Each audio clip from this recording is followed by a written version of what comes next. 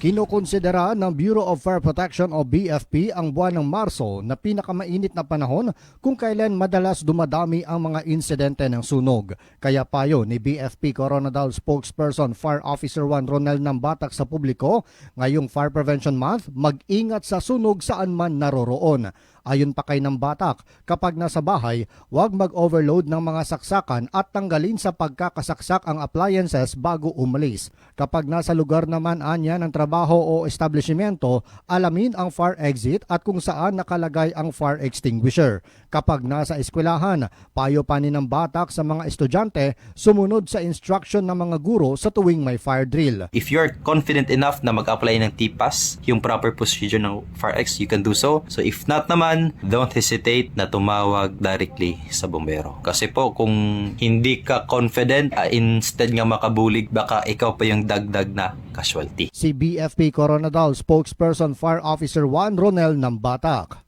Sinabi ito ni Nambatak matapos kumpirmahin na abot sa 7 million pesos na halaga ng mga ari-arian ang naabo sa Coronadal dahil sa sunog noong 2025. Umaasa si Nambatak na kung di man maiiwasan ay mabawasan ang bilang ng sunog sa lungsod ngayong taon.